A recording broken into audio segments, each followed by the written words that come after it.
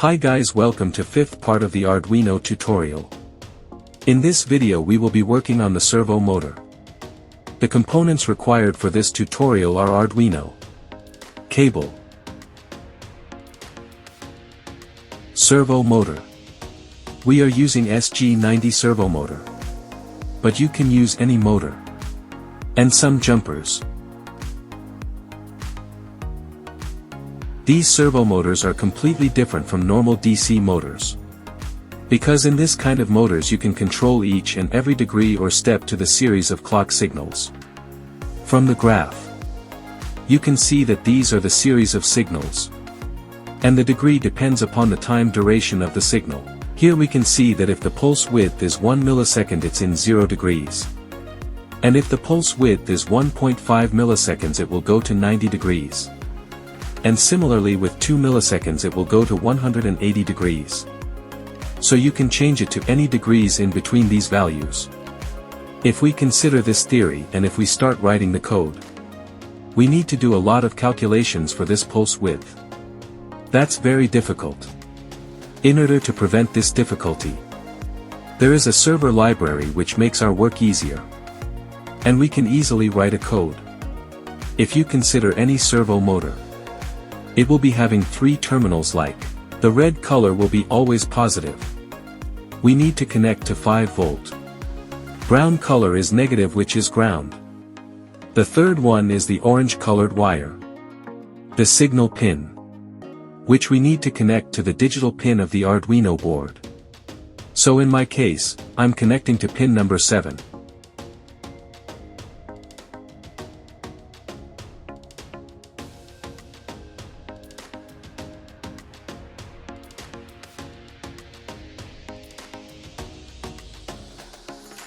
Coming to the program, first we need to include the library. And make sure you have written the S capital. Now we have declared servo motor. We need to create an object and the keyword is servo. And now you can give any variable name. I'm giving S1. Inside the setup we will not using pin mode in this library. Instead of that attach function, we need to use dot operator by using the variable what we have declared or S1. Dot attach.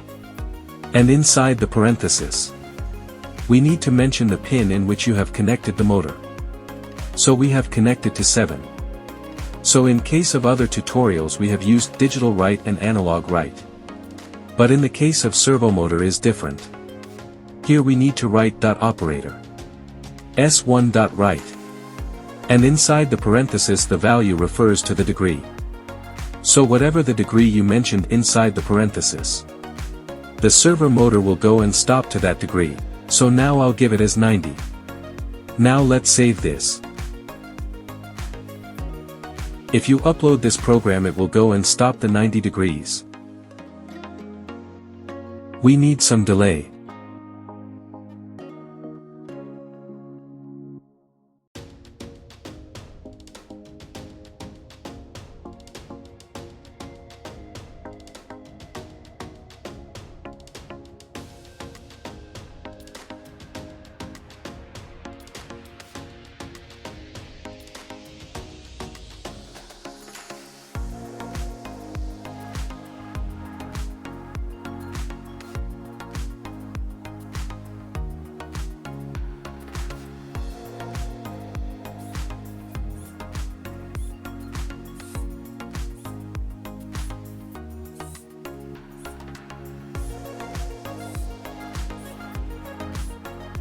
Now we use for loop for that.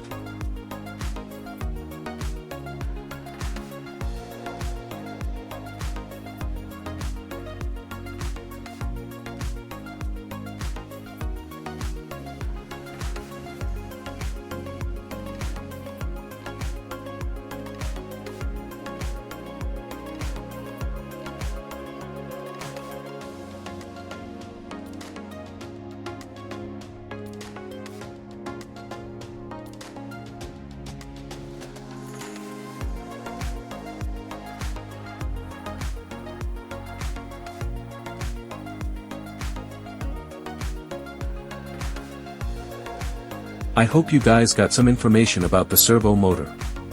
Thank you for watching this video guys, I'll see you in the next one.